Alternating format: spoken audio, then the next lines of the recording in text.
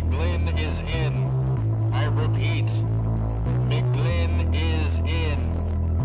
Let the fun begin.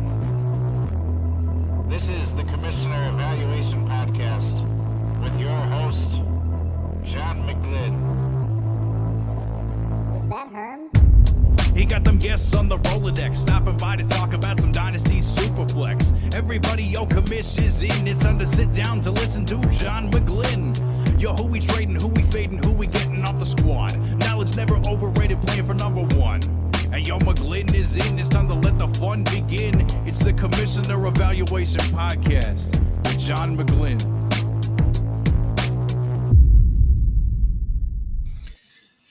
Hey everyone, it's John McGlynn, your Mighty McGlynn Home League Commissioner here. John McGlynn on X, where most of my interactions occur. I commission a bunch of home leagues in the Chicagoland area, and I just like to make these weekly updates for the awesome people who are trapped in my leagues as an extra punishment. So this video is for the Babies and Boomers League of the Mighty McGlynn Home Leagues. You can find my actual weekly year-round commissioner evaluation show right here on my YouTube page, and also my commissioner evaluation podcast streams on almost all the podcast networks. My main show is on the wonderful Fantrax YouTube page and podcast network, along with all their other great content. So let's get to it. This week's start of the week is Lucas. Killed it last week with a 249.86 point victory and continued that streak again with a 246.16 game this week. 59-point game from DJ Moore really helped Lucas keep his crown. The dud of the week is supposed to be my regular perch, but Pat Fitzmaurice his best Buffalo Bison team may have shattered the previous record for least points scored in a game with a measly 61.30 fantasy football points. Pat is probably familiar with this kind of scoring from his days in the mid-90s and touchdown-only scoring, but 61-point game is not good in 2023, homie. The game of the week result, Chris Joel Smith did indeed hand Adam Hutchinson his previously undefeated Cedar Lake Lakers' first loss with an almost 100-point victory in a 190-92 boat race. Nice work, Chris. We don't like any undefeated teams. The blowout of the week, Lucas completely destroyed my Emmett Bukowski Master Builder team, named after the Master Builder from the Lego movie, 246-109. Everything is awesome for Lucas right now. Fight to the finish. Tim George stayed undefeated by beating Brian Watson by 13 points, 192-179, and handing Brian yet another loss. Very happy to see this as I have Brian's first-round pick in 2024. Thank you very much, Tim. The standings for this league right now are the Cheese Curds division.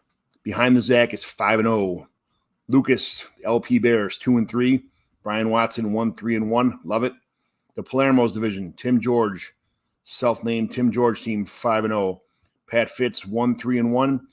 Myself is 0-5. JT Walker's division, Hutch is 4-1. P2W Fantasy, 1-3-1. JT Orange, 0-5. Not good. Giordano's, Nate Powell, 4-0-1. Still undefeated with only a tie. Chris Joel Smith, 3-2. And Joe Herf, 2-3.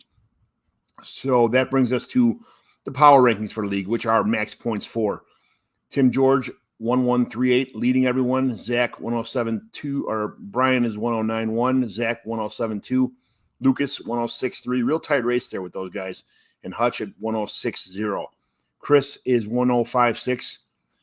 The bottom six teams, which are that's for playoff for picks 1 through 6 that go in the draft lottery in the first round. Joe Herf, 1018, right in the groove of those guys.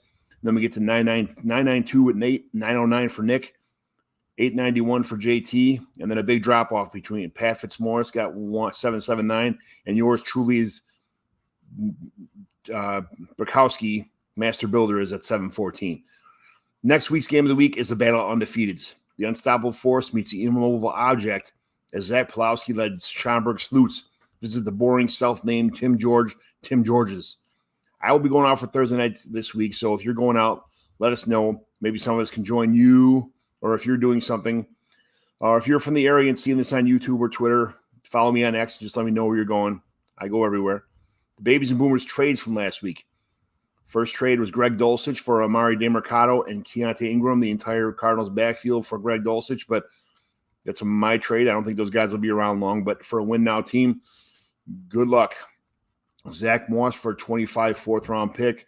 Zach Moss still relevant for right now, but for right now, that pick might be relevant in 2 years from now.